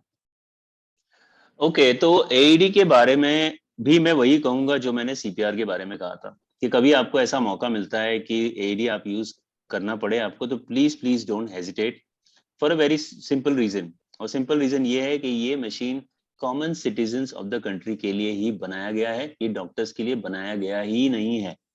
तो आप ये समझ सकते हैं कि अगर कॉमन सिटीजन्स के लिए बनाया गया है तो कितना यूजर फ्रेंडली होगा। और यूजर फ्रेंडली है भी, आपको सिर्फ पैड्स लगाने हैं और उसके बाद सिर्फ आपको वो सुनना है जो मशीन बोलती है, उसके अलावा आपको करना ही कुछ भी नहीं है। ओके, अब देखिए इस मशीन के बारे में अब मैं ज्यादा नहीं बोलूंगा। मैं आपसे 2 रिक्वेस्ट कर देता हूँ, ठीक है। मेरी पहली रिक्वेस्ट आपसे ये है कि after the end of the session आप गूगल में जाइए और एईडी टाइप करिए। और एईडी टाइप करने, इस मशीन को एईडी कहा जाता है, okay, automated external defibrillator. Okay, ये वही है जो शॉक मशीन जो हॉस्पिटल में होती है, ये स्मॉलर वर्जन, शॉर्टर वर्जन है, पोर्टेबल वर्जन। तो जब आप एईडी टाइप करेंगे तो कुछ आर्टिकल्स आपके सामने आएंगे, वो आर्टिकल्स आप कुछ पढ़िए और अपने आप को एडुकेट करिए कि ये है क्या चीज। Okay, it's very very unfortunate doctor Disha, I am telling you also, so unfortunate कि हमारी ये जो मशीन है कहीं दिखती नहीं है इंडिया में। Okay, it is a tragedy in a way, क्योंकि अब ये सिर्फ एयरपोर्ट्स में दिखती है, लेकिन उसके अलावा किसी ने कहीं देखी नहीं होगी, ये प्रॉब्लम है। और सबसे ज्यादा जरूरत इसी मशीन की है। तो जब आप आर्टिकल पढ़ेंगे तो आपको ये रियलाइज होगा कि ये मशीन जान बचाती है, नंबर 1। नंबर 2, आप अगर out of India step out करते हैं तो आप देखेंगे सबको पता है एईडी के बारे में, सबको सीपीआर के बारे में पता है। सिर्फ पता ही नहीं है, ये एईडी मशीन सब जगह इंस्टॉल्ड भी है। कहाँ इंस्टॉल्ड है? Residential societies, schools, colleges, airports, bus stations, railway stations, gyms, clubs, everywhere. And that is the reason वहां पे जाने ज्यादा बचती हैं, हमारे इंडिया में जाने नहीं बचती हैं, क्योंकि अवेयरनेस नहीं। एंड यू नो, इस पॉइंट को आगे ले जाते हुए मेरा आपसे दूसरी रिक्वेस्ट ये है कि जब आपको ये यकीन हो जाएगा कि मशीन एक्चुअली जान बचाती है, तो मैं आपसे रिक्वेस्ट करना चाहता हूं कि आप प्लीज कंसिडर करिए कि आप ये एक मशीन खरीदें। कहाँ के लिए? आपके घर के लिए नहीं, लेकिन आपकी सोसाइटी के लिए। अब जब मुझे ये नहीं पता था कि ये ऑल ओवर इंडिया है, तब मैं सिर्फ विजुलाइज कर रहा था Bombay and your society, doctor Disha, and I was visualizing the entire, because I've seen your society. It's such a pretty society. By the way, I stay in Kandivali also, so I know about it. Yeah. तो but the moment you said it's all over India, तो क्या होता है, सब जगह societies नहीं होती हैं, कुछ इंडिविजुअल हाउसेस भी होते हैं, स्टैंड अलोन हाउसेस होते हैं। तो मैं आपसे रिक्वेस्ट कर रहा हूं कि प्लीज आपकी जो एरिया है, उसके जो घर हैं, उन सबको इसके बारे में बताइए और पूरे एरिया के लिए एक ये मशीन खरीदिए और वहां पे रख दीजिए। अगर आपने ये कर दिया तो ये मान के चलिए आपने अपना एरिया या आपने अपनी सोसाइटी सेव कर ली है। और मैं आपको क्यों खरीदने को बोल रहा हूँ जान लीजिए। वो इसलिए क्योंकि एक आदमी जब कोलैप्स होता है तो he has only 3 minutes of time. मैं आपको समझा चुका हूँ, 3 मिनट में एक कार्डियक एम्बुलेंस का आना या एक डॉक्टर का आना बहुत बहुत एक फाइट है, you know, it's very difficult. तो उस समय अगर आपके पास ये छोटी सी मशीन है, आप इमीडिएटली कैरी करके वहां लेके जा सकते हैं जहां आदमी कोलैप्स हुआ है, and you know attach the pads, and in all probability आप उसकी लाइफ बचा लेंगे। और यही कारण है कि मशीन आपको कंसीडर करना चाहिए बाई करने के लिए। तो please please consider it. Having said that, आपको एक चीज मैं क्लियर कर देता हूं कि हम ये मशीन बेचते नहीं हैं। Just in case somebody of you thought कि भाई हम बेचना चाहते हैं, not true, we are not concerned with money at all। ठीक है, अगर आपको ये मशीन चाहिए तो आपको मैन्युफैक्चरर का नंबर ढूंढना पड़ेगा and then call him up और वो आपको लाके देगा, या फिर you can go to sites like amazon.com etc and then you'll be able to find this machine there. Okay, हमारा मकसद ये था कि हम आपको इसके बारे में बताएं क्या है, so that you are aware of it. Okay, so that more lives get saved. Knowledge हम आपको प्रदान करें जो हमने किया, and we are very happy about it. Okay, so in the interest of saving lives, in the interest of making your country a safer place to live in, please consider buying the machine and save lives. Okay, all right. So man, तो 2-3 चीज और machine के बारे में, ये battery पे चलती है, इलेक्ट्रिसिटी पे नहीं, और बैटरी का लाइफ 5 इयर्स तक है, तो 5 साल तक कुछ प्रॉब्लम नहीं है मेंटेनेंस में, बैटरी भी चलेगी। 5 साल के बाद आप मैन्युफैक्चरर को बुला के बैटरी बदल के वही मशीन कंटिन्यू कर सकते हो यूज करने के लिए। तो ओनली थिंग इज, ये जो पैड्स है, ये पैड्स वन टाइम यूज है, अगर ये पैड्स आपने यूज किया किसी के ऊपर तो बदलना जरूरी है। तो मशीन के साथ ऐसे set of pads attached and an extra one in the box, अगर आपने यूज किया तो आप इजीली उसको चेंज करके अटैच करके यूज कर सकते हो and get another set order from the manufacturer. The approximate cost of this machine is about 1 lakh. It's not we would like the machine to be cheaper so that it could be in different places, but unfortunately इसका price about 1 lakh है, but अलग अलग manufacturers के अलग अलग price है। अगर आपको लेना है तो आप कोई भी मैन्युफैक्चरर से ले सकते हो। लेकिन जैसे आनंद ने बताया, ये मशीन अपने घर में रखने वाली चीज नहीं है, it's not everyday use machine. जैसे बड़ा सोसाइटी है, वहां पे एक मशीन लग जाए, कॉलेज कैंपसेस में, पुलिस स्टेशन में, रेलवे स्टेशन में, यूनिवर्सिटीज में, अगर जगह जगह मशीन लग जाए तो हमारा इंडिया थोड़ा सा सेफ हो जाए। तो ये थी मशीन के बारे में। तो हमारे 4 स्टेप्स हो गए, हमने कार्डियक अरेस्ट पहचान लिया, हमने कार्डियक एम्बुलेंस भी बुला लिया, हमने हैंड्स ओनली सीपीआर सीख लिया और मशीन भी यूज करना सीख लिया।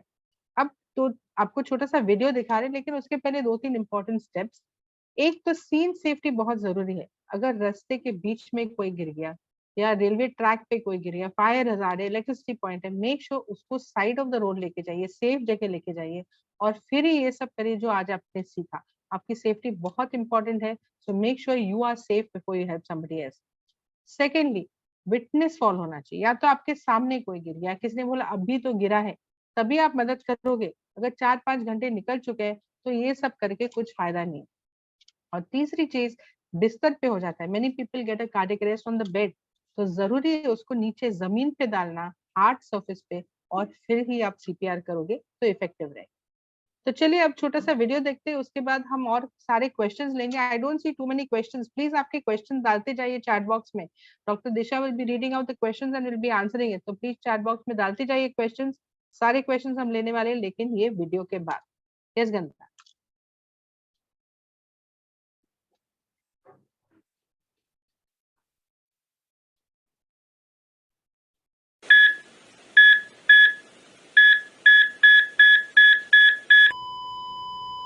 आपको याद है ना, हम लोग उस दिन शादी में गए थे, और आपको मेरी वो फ्रेंड याद है ना, सुनीता? कल सेम कॉस्ट्यूम ना, मुझे भी अपने लिए चाहिए।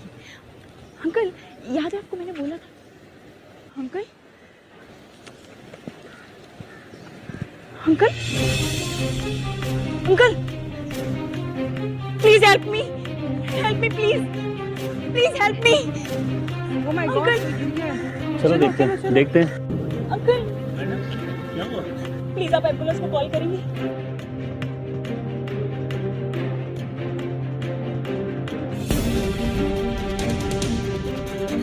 एक मिनट मैं देखूं। हेलो, क्या आप ठीक हैं? हेलो,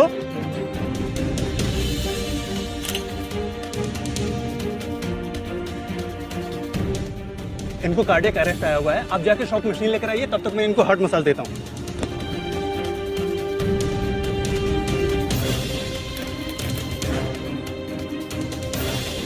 उसका पोजीशन नोट कीजिए, elbow straight, pressure coming from the shoulders.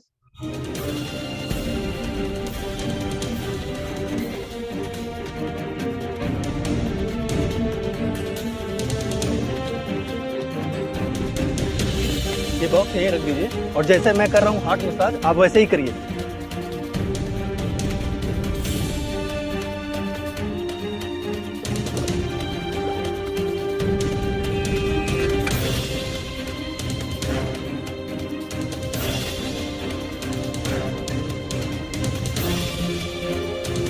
He has prompted a shock.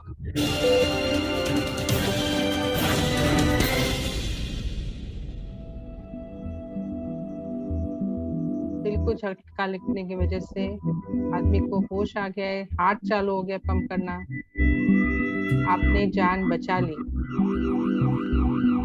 Till then your cardiac ambulance has arrived.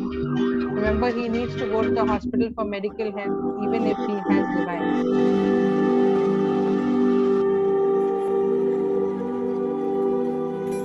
And 3 weeks later, after medical treatment, now he is leading a normal life.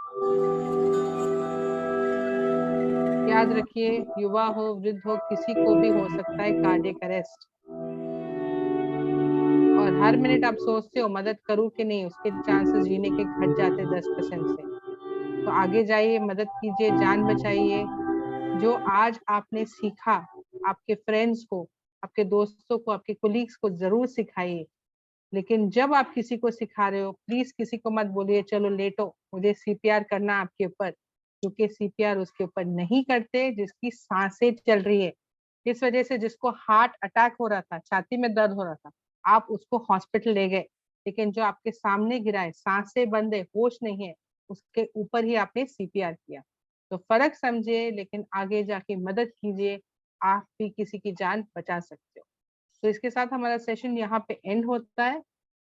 Thank you very much, आप सब join किए हैं, लेकिन अब हम question answers ले रहे हैं, तो मैं चाहूंगी डॉक्टर दिशा क्वेश्चंस रीड करे ताकि हम आंसर कर सकते हैं। Thank you, Sumaya and Mr. Anand. It was a lovely session and I hope सबको बहुत सारा जानने को मिला होगा. At least they will now know what is a cardiac arrest and how to differentiate it from a normal heart attack. क्योंकि बहुत बार मैंने सुना है हार्ट अटैक भी आता है तो अरे कार्डियक अरेस्ट हो गया, अरे ये हो गया. I mean they will never be able to understand otherwise कि ये differentiation होता है और कैसे इसे हम अलग अलग तरीके से या whatever the basic things to be needed to be done at that very moment. Yeah. So we start with the questions. One of them is if a person is having a pacemaker or an implant, तो उसमें हम क्या cardiac I mean CPR दे सकते हैं और कैसे? या सो हमको नॉर्मली बहुत डर लगता है अगर हमने शर्ट खोला और देखा कि पहले तो सर्जरी हुआ है, अगर किसी को बाईपास सर्जरी हुआ है या स्टेंट लगा है या पेसमेकर लगा है, आईसीडी लगा है, या प्रेग्नेंट वुमेन क्यों ना हो, हम अगर आपके सामने कोई गिर गया, सांसें नहीं है, होश नहीं, और हम देखें कि ऑलरेडी तो उसको सर्जरी हुआ है, हम और कुछ करेंगे तो और बुरा नहीं हो जाएगा। तो याद रखिए, जब आपके सामने कोई कोलैप्स होता है और सांसें नहीं है, होश नहीं है, आपको ऑप्शन ही नहीं है, आपको सीपीआर करना ही है और आपको एडी मशीन भी यूज करना है। भले स्टेंट लगा हो, बाईपास हो, पेसमेकर हो, आईसीडी हो, कोई भी हो, अगर होश नहीं है, सांसें बंद है, आपको सीपीआर भी करना है और एडी मशीन भी यूज करना है, क्योंकि वो टाइम पे आदमी जा चुका है, आपको उसको वापस जिंदगी देनी है सीपीआर करके और एडी मशीन यूज। और अगर ये सीपीआर करते समय अगर कोई रिब्स ब्रेक होती है या there is a fracture or anything, is there any legality which is to be taken care of, or is there some problem which has to be faced by the person? देखिए, number 1, जब आप CPR करते हो तो ribs fracture हो सकती हैं. Okay, in fact doctors का तो ये कहना है कि अगर आपने रिब फ्रैक्चर नहीं किया तो आपने सीपीआर ही सही तरीके से नहीं किया. ओके, लेकिन रिब फ्रैक्चर होना अगर हो जाए तो सबसे पहले आपको पता ही नहीं चलेगा, और पता चल भी गया, मान लीजिए क्रैक की आवाज आपने सुन भी ली, तो आपको कंटिन्यू करना है सीपीआर देना. ओके, रिब फ्रैक्चर हो गया तो हो जाने दो, वो बाद में जुड़ जाएगा 4 हफ्ते के बाद, लेकिन आपका फोकस होना चाहिए उस आदमी की जान बचाने का. ठीक है, if the life is lost then everything is gone, the life is retained, तो ये फ्रैक्चर ठीक हो जाएगा. Number 1. Number 2, I told you about the good Samaritan law. ठीक है, ये गाइडलाइंस हैं जो हमारी मिनिस्ट्री ने तैयार किए हैं, डॉक्टर फ्रेटर्निटी ने तैयार नहीं किए. Okay, this is for the protection of the people of the country. तो इन केस ऐसा कुछ होता है जहां पे आप सीपीआर करते हो और रिब्स ब्रेक होते हैं, even if the person doesn't survive, extreme case बोल रहा हूं आपको, उस समय भी ये जो लॉ है, जो गाइडलाइंस है, ये आपके लिए बनाए गए जो लॉ हैं, ये आपके काम आएंगे. They are going to protect you. You are not going to be placed into any legalities, so don't worry about that. And the third thing is, जब ये इंसान हॉस्पिटल जाएगा जिसकी रिब ब्रेक हो गई मान लीजिए, या फिर वो नहीं रहा, जब वो हॉस्पिटल जाएगा, क्योंकि हॉस्पिटल तो ले जाना ही है किसी भी तरीके से, तो वहां डॉक्टर्स भी यही बोलेंगे कि this person did the right thing by providing CPR, क्योंकि कार्डियक अरेस्ट हो चुका था और सीपीआर देना जरूरी था. So again you will not be implicated into any legality. Okay, so don't worry about it. How will you differentiate the pain? कि वो कोई सिंपल नॉर्मल मस्कुलर पेन है या फिर हार्ट की वजह से पेन है? Okay, Sumaya, you want to take it? Yeah, go. So ये बहुत कॉमनली हम लोग को पूछा जाता है कि थोड़ा सा पेन है या बहुत ज्यादा एसिडिटी होता है, तो क्या हम डिफरेंट कर सकते हैं कि हार्ट अटैक की वजह से है या जनरल मस्कुलर पेन है या कुछ है. तो याद रखिए कि अगर आपको पेन 1 दिन 2 दिन हो रहा है, आपको मस्कुलर पेन हो रहा है, लेफ्ट आर्म में पेन हो रहा है या चेस्ट एरिया में हो रहा है, आपने कुछ वजन उठाया है या आपने कुछ ज्यादा एक्सरसाइज किया है, तो वो वजह हो सकती है पेन की. और एसिडिटी के बारे में भी मैं ऐड कर दूं कि हो सकता है एक दिन आपने बाहर खा लिया, छोले भटूरे खा लिया, तो आपको एसिडिटी वगैरह है, तो वो सब आप इग्नोर कर सकते हो because it is a one time thing. लेकिन रेगुलरली अगर आपको हो रहा है, समझो एसिडिटी आपको 1 हफ्ता 2 हफ्ता कंटिन्यूसली हो रहा है और आप डाइजीन और इनो जैसे ले रहे हो उसको सबसाइड करने के लिए, then don't ignore the symptoms. और अगर आपको पेन भी हो रहा है, एक दिन पेन हो गया या जॉ पेन बहुत ज्यादा हो रहा है या लेफ्ट आर्म पेन हो रहा है, चेस्ट पेन हो रहा है, कंटिन्यूसली हो रहा है, तो आप वो उसको इग्नोर नहीं करेंगे और जाके पूरा बॉडी चेकअप कर लेंगे. आप आपके डॉक्टर को मिलेंगे, you will get a list of all the test that you need to do and do the test and confirm that आपको कोई प्रॉब्लम नहीं है. So don't ignore any signals that your body is giving. जैसे आप अगर रोज चल रहे हो और 2 माले पे आप रहते हो, तो every day you climbing the stairs, लेकिन सडनली आप जब चलते हो तो आपको ब्रेथलेसनेस हो रहा है या टायर्डनेस ज्यादा हो रहा है, तो आपका बॉडी आपको सिग्नल्स दे रहा है. तो don't ignore the signals, take the signals and go and get a checkup done. What is a silent attack? देखिए Go ahead. Okay, all right. So silent heart attack rather is actually a heart attack, but it does not give you any symptoms of a heart attack. So shortness of breath and pain in the chest, it's not going to give you. In fact, you are not even going to come to know about it. Okay, that is a silent heart attack. Having said that, it should be treated as an emergency if you get to know that you are feeling pain over and over again. Okay, क्योंकि आपको रोज रोज हो रहा है और आप उसको ignore कर रहे हो, तो क्या होता है, साइलेंट हार्ट अटैक हो जाता है. तो हमारे आपसे ये एडवाइस है कि in case you are experiencing pain in the chest area and the pain which is not a normal kind of a pain, okay, not the kind of pain that you work out and then you get the pain, not that kind of pain, the pain that you will not have recognized earlier. अगर वैसा होता है और continuous basis पे होता है, तो it's important that you go to the hospital and get yourself tested. Okay, that is the way आपको पता चलेगा कि आपके दिल के अंदर क्या हो रहा है, and the doctor is going to explain to you, and if there is actually a problem then he is going to give you medication या जो भी होता है, and then you're going to be all right. But do not ignore the signs that your body gives you. Okay. Do we get any symptoms or any signs before getting a cardiac arrest, and what are the causes of the cardiac arrest? Okay, Sumaya, so you want to take it signs up? Okay. normally नहीं होता because that is why it's called a sudden cardiac arrest. But heart attack के signs, the one cause of a sudden cardiac arrest is a heart attack. So heart attack के बहुत सारे signs है. बहुत पहले से आपको uneasy feel होता रहेगा, पसीना ज्यादा आता रहेगा, और you're getting chest pain for a long time, और आपको acidity बहुत ज्यादा हो रहा है, left arm में pain हो रहा है बहुत दिन से. So anything, जैसा I just said, that is over your schedule. अगर आप चल रहे हो at 1 kilometer every day, but when you're walking one day you feel tired or you feel excessive, kind of sweating, perspiration. So don't ignore the signs if your body is giving that to you. अगर आपको regular routine से कुछ ज्यादा हो रहा है आपके body में अंदर, so don't ignore it. Go and get a checkup done. Causes of cardiac arrest, I'll let Anand answer it. Anand? Yeah, sure. So देखिए, like Sumaya mentioned, heart attack is one of the biggest reasons for cardiac arrest to happen. क्या होता है कि cardiac arrest के warning science नहीं होते, मैंने आपको पहले बताया, लेकिन हार्ट अटैक के अर्ली वार्निंग साइंस होते हैं. अगर आपको वार्निंग साइंस दिख रहे हैं, शॉर्टनेस ऑफ ब्रेथ है बार बार, आपको दर्द हो रहा है, all those things that I told you, weakness आ रही है बार बार, so you need to go to the hospital, get yourself check. So heart attack can get converted into a cardiac arrest. That is the biggest problem. Okay, so heart attack is the number one reason for a cardiac arrest to happen. Sometimes अभी जो question आया था silent heart attack क्या होता है, silent heart attack में आदमी का जो दिल है वो बीट करता ही रहता है, लेकिन उसकी वजह से क्या होता है, दिल में एक स्कार हो जाता है. और वो स्कार क्या होता है, जब जैसे साइलेंट हार्ट अटैक जो आता है वो बचपन में हो जाता है फॉर एग्जांपल, तो जब वो इंसान पहुंचता है 40 या 50 की एज में, तो वो स्कार की वजह से हार्ट इश्यूज हो जाते हैं, मसल इश्यूज हो जाते हैं, जिसकी वजह से it can lead to heart attack and that can lead to a cardiac arrest situation.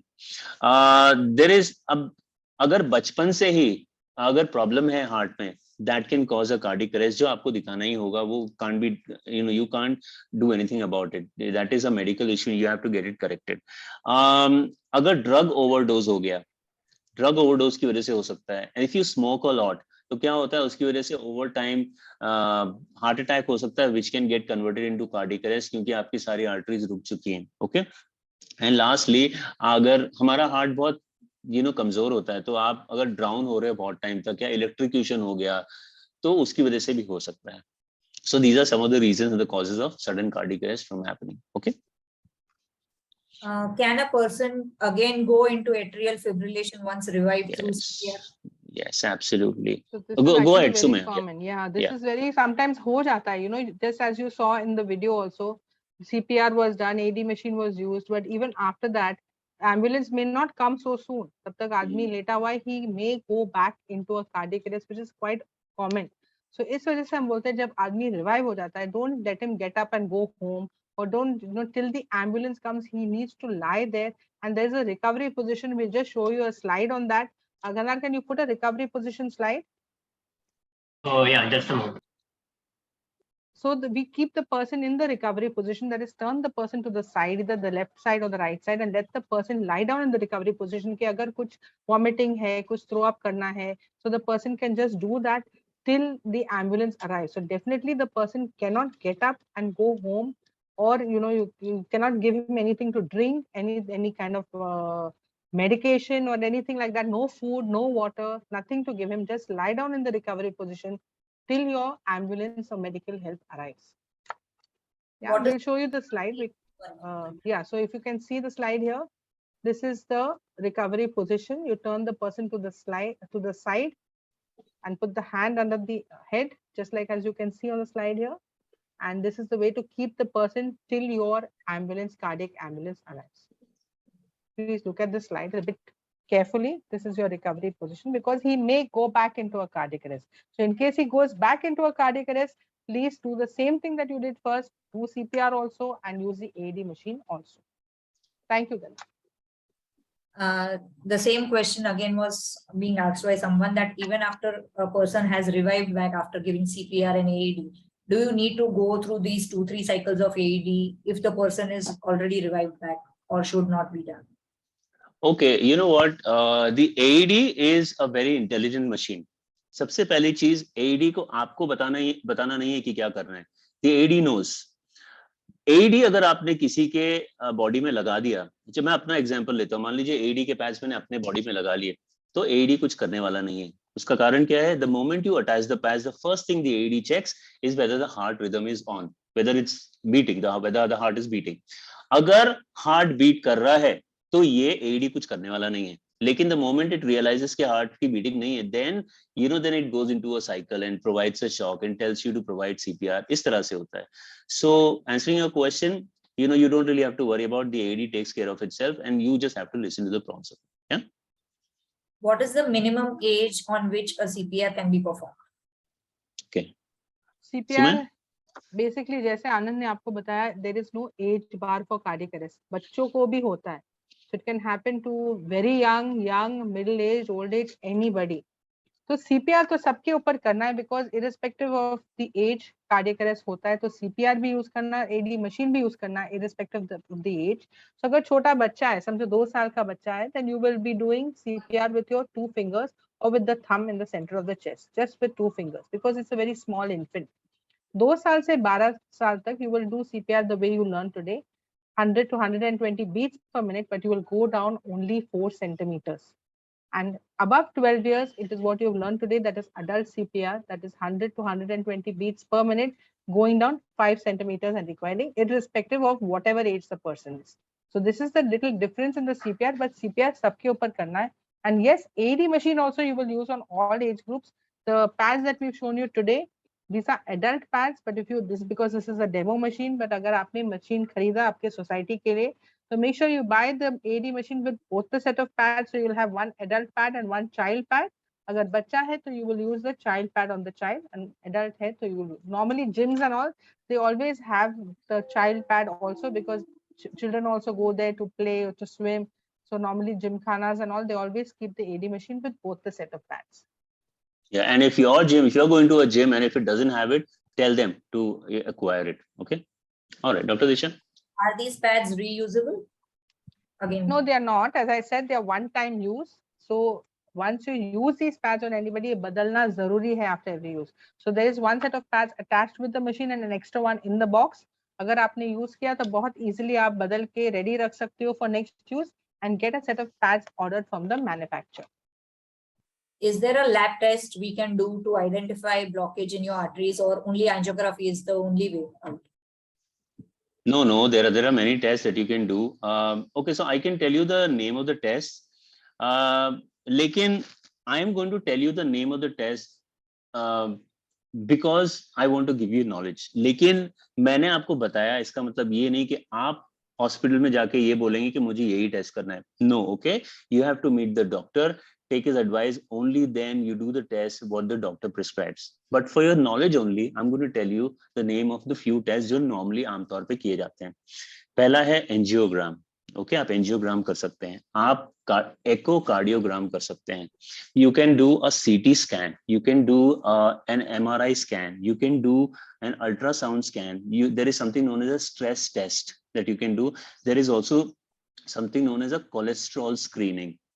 तो ये सारे जो टेस्ट हैं, ये टेस्ट अगर आप करते हो तो it tells you the health of your heart, कि आपका हार्ट किस तरह से फंक्शन कर रहा है. And the doctor, when he sees the report, he'll be able to understand exactly what is happening and he'll be able to prescribe कि अगर ये हो रहा है तो आप ये ले लीजिए, कुछ भी नहीं है तो आप घर जाइए, कोई टेंशन नहीं है. But okay, having said this, I want you to know one thing. हम क्या करते हैं, हम हमारा टेस्ट नहीं करते कभी भी. हम डॉक्टर भाई, तो हम क्या करते हैं, हम कभी टेस्ट नहीं करते हमारे बॉडी का, और हम तभी जाते हैं हॉस्पिटल जब हमको तकलीफ होती है.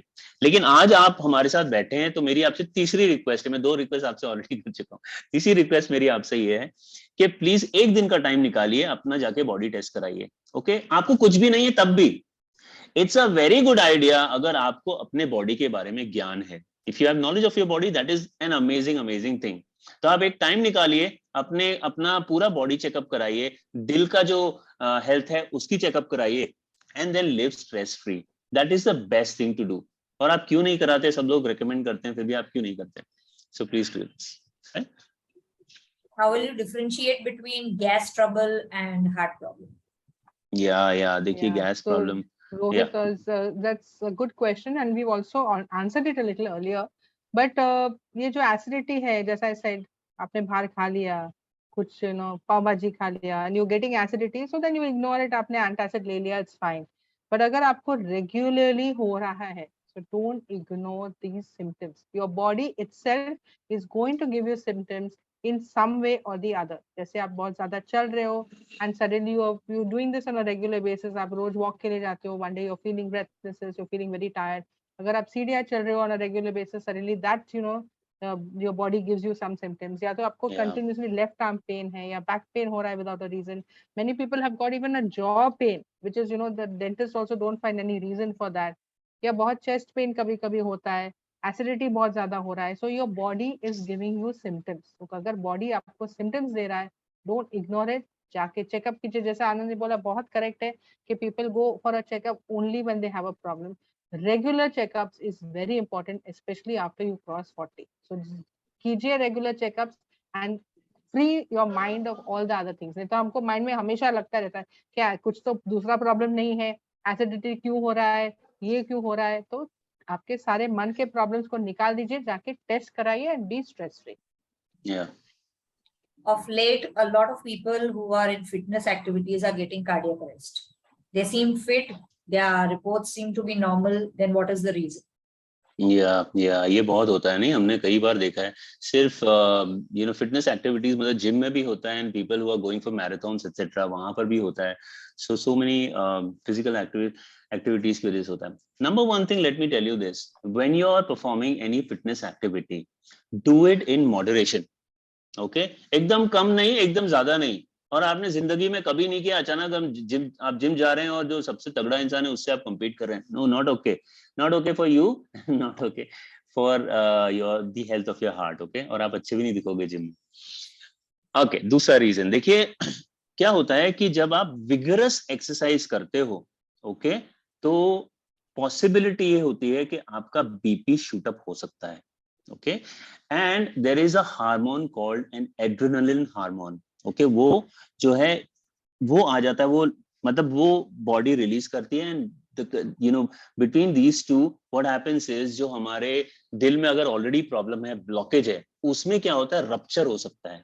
जो क्लॉट है वो रप्चर हो सकता है, जो मैंने आपको बताया था ना ब्लॉकेज, तो ब्लॉकेज टूट सकता है, जिसकी वजह से और बड़ा ब्लॉकेज हो सकता है, जिसकी वजह से इमीडिएटली हार्ट अटैक हो सकता है, जो कन्वर्ट हो सकता है into a cardiac arrest.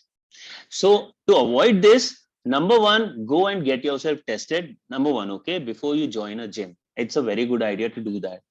The second is do your exercise in moderation.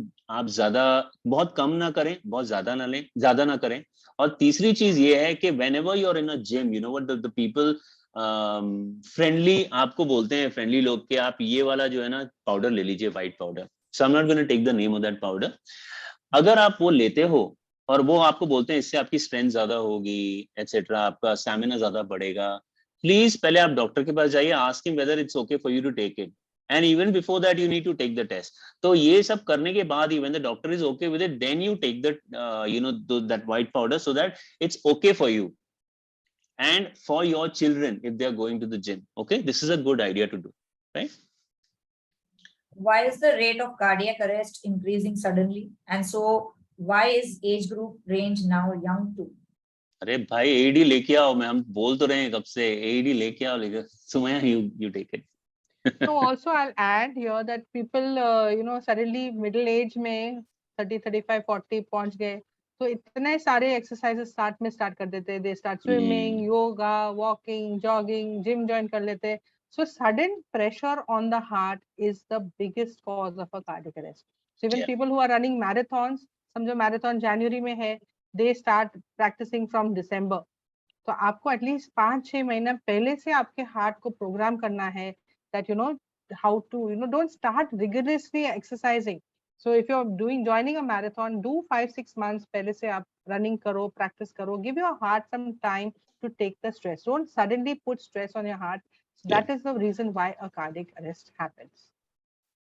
I'll just answer this one also, since it's connected, about the Sorbitrate tablet, because this is very commonly we have heard, Sorbitrate डाल दो मुंह में, but we do not suggest that, because Sorbitrate डालने से pressure suddenly drop हो जाता है. So and definitely for a cardiac arrest victim तो आप दे नहीं सकते, उसके तो वो बेहोश है, सांसें नहीं है, तो आप Sorbitrate तो दे नहीं सकते, कोई भी दवा नहीं दे सकते.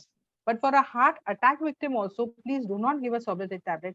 उससे अच्छा है आप एस्प्रिन और डिस्प्रिन डिसॉल्वेबल जो है, इतना सा पानी में डाल के उसको पिला के हॉस्पिटल ले जाओ. But this is, remember, for a heart attack victim where he's telling you he's getting chest pain.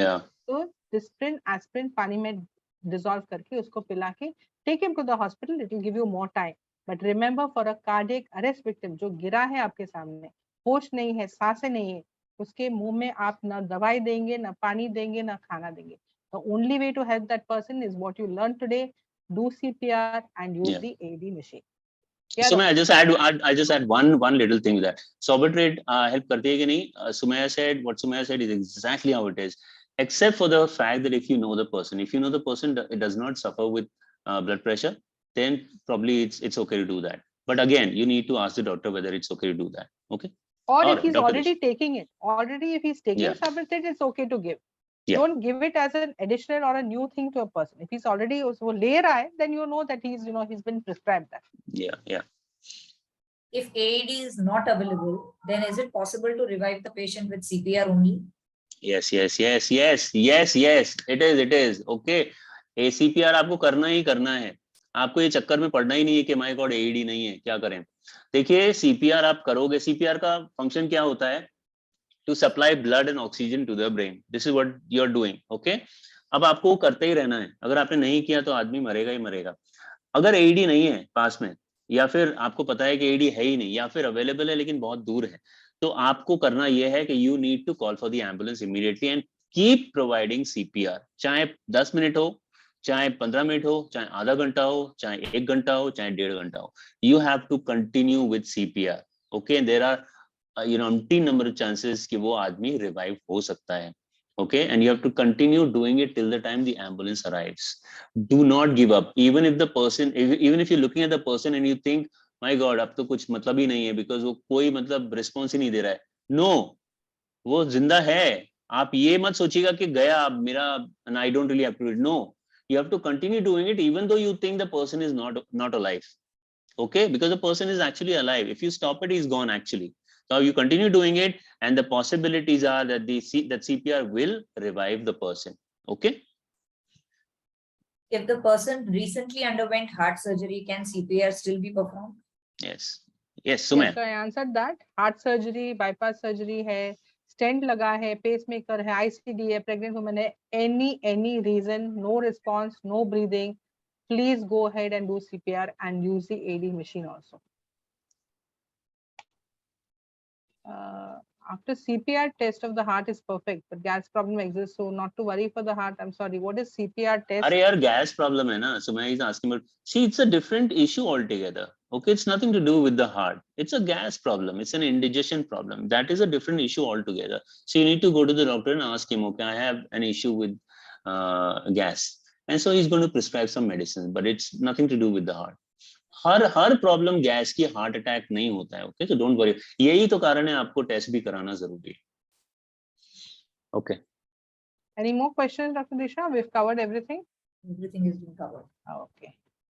Would you like to say something to end the session? We've covered the entire country. I'm telling you.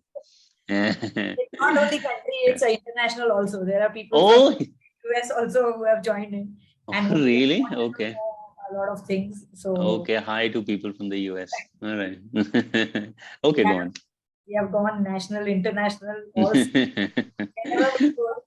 My aim was just to make people realize what they are missing out, and this is something which is the need of the hour, and it has to be learned by everyone, because I myself am a BLS and ACLS. Oh, you are. Okay. You should have answered some questions here. Why did you have us answer? Yeah, okay.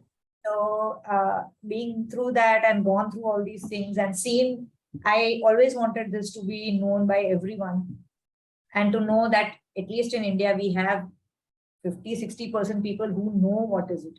The day when I had put up this session, I mean, as a banner saying that we are going to do this session, there were so many people who even asked me, what is CPR?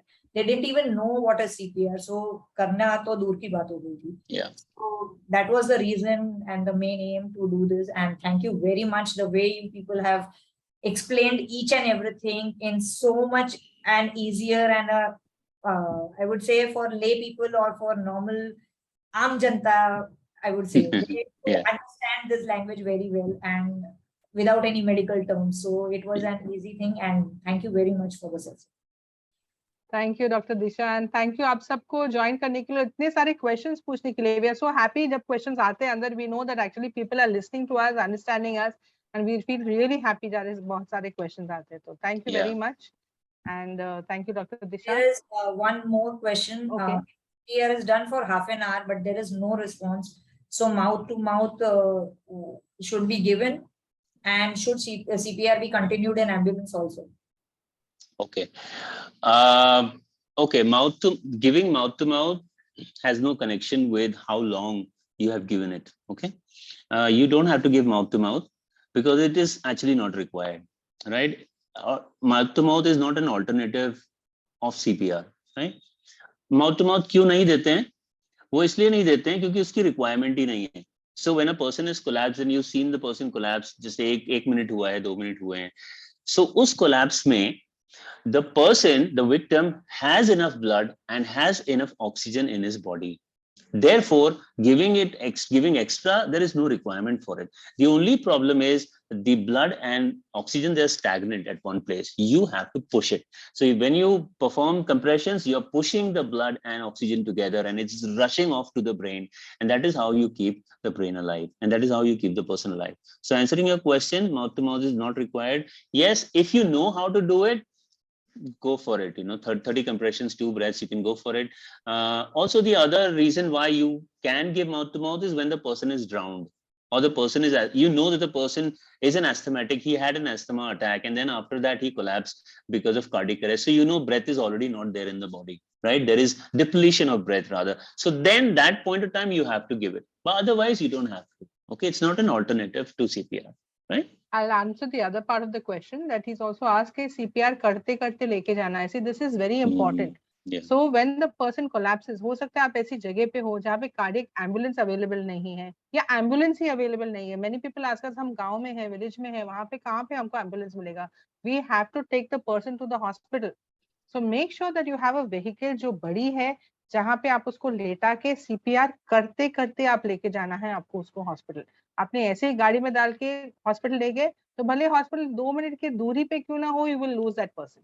So make sure if you have no choice but to take the person to the hospital, continue doing CPR in a vehicle. थोड़ी बड़ी vehicle रहेगी, उसको लेटा के CPR करते करते ले जाना है. That's the only way to save that person. Right, Dr. Disha? Yeah. Thank you so much. Thank you very much for the session. And I feel really enlightened that I have tried to help someone in need, or maybe in this way, we are able to at least make people aware of what is CPR. और No, सारे जो Dr. आज Disha, join किए हैं also, and out of that, if one life is also saved, there's nothing bigger than that. Yeah, Dr. Disha, no, you have been an angel actually, because a lot of people want to know about it, but nobody knows where to go about, getting the information. So you've organized this, and that is a great thing. And we are also very happy that we got the opportunity to share some knowledge that we have with the people here. And so I would like to say thank you so very much. You have a great day, and keep wearing the mask, and stay healthy and stay happy, and don't forget us. You're good people. I'll also add one more thing, that since there are so many people here from different, groups and all, in case you're part of any groups or your children are any part of any schools, colleges, you would like to have this session in colleges, schools, or for any larger groups, do contact us. There's no charges in this session. It's completely free of cost, and we do this session almost every day. So please do contact us and help us spread the knowledge. With this, we take our leave. Thank you very much. Namaskar sabke liye. Thank you so much. Bye. Bye, doctor. Bye, Sumya.